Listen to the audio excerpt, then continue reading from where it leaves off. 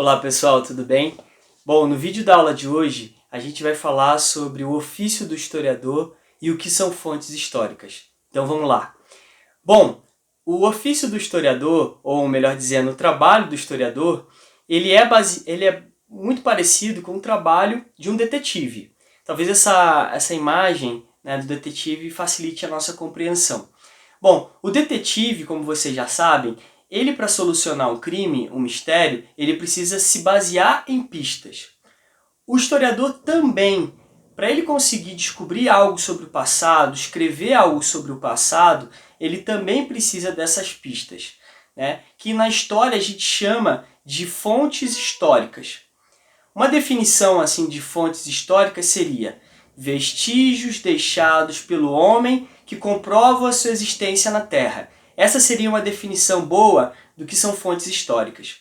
Bom, as fontes históricas elas podem ser de 4 naturezas, né? Elas podem ser fontes históricas escritas, fontes históricas visuais, fontes históricas orais e fontes históricas da cultura material. Bom, eu vou dar um exemplo de cada uma delas para que vocês possam entender um pouco melhor. As fontes escritas seriam leis, cartas, diários, né? Tudo que está escrito é classificado como fonte histórica escrita. Bom, a fonte histórica visual seria fotos, seria pinturas, seriam desenhos, né? Tem outras coisas também que a gente poderia citar, mas a gente vai ficar nessas aqui, nessas 3, que acho que são suficientes para a gente entender. Bom, tem a fonte histórica oral, que seriam depoimentos, seria uma entrevista, seria uma lenda, seria uma cantiga de roda. Tudo isso seria, tudo que é passado pela oralidade, né, é chamado de fonte histórica oral. E por último, você tem a fonte histórica de cultura material. Tudo aquilo que é matéria, tudo aquilo que é produzido pelo homem, como por exemplo um brinquedo, né, um móvel, uma roupa, né, uma mochila, tudo isso pode ser sim uma fonte histórica, né, de cultura material. Bom, depois que a gente classificou essas fontes históricas, agora é importante dizer para vocês, de forma resumida, como seria o passo a passo do trabalho do historiador, tá? Então eu vou colocar aqui 4 passos importantes. O primeiro passo, antes de mais nada, o historiador ele tem que delimitar o seu assunto, o que ele quer trabalhar, e ele também tem que delimitar em que período histórico ele vai estudar, certo? Então delimitação seria um recorte, como se pegasse, né, vou pegar um tema e vou recortar esse tema, vou tratar desse tema e nesse tema em determinado período histórico.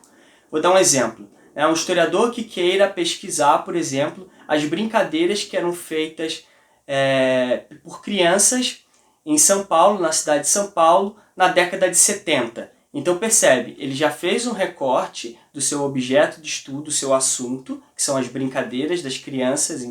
Depois ele delimitou o período histórico, 1970, e ele também delimitou o local, que também é muito importante, que é São Paulo.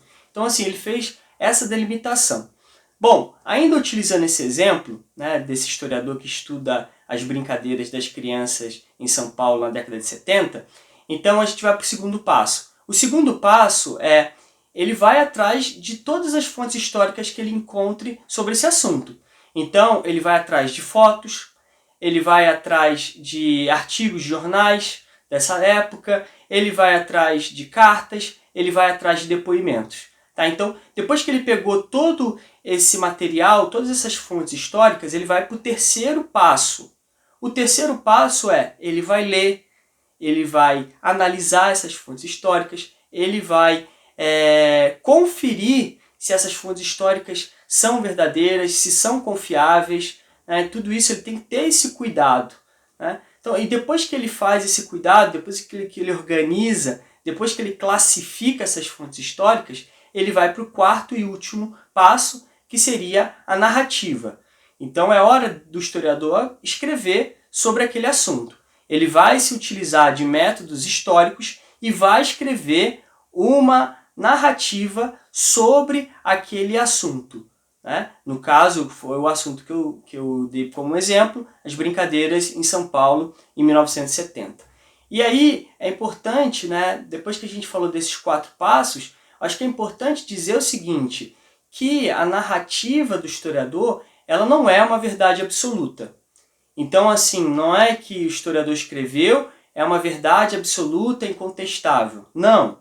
Ela é uma interpretação sobre o passado. Só que, claro, uma interpretação que tem um rigor científico, né? Se baseou em fontes históricas, teve todo um cuidado para escrever sobre aquilo.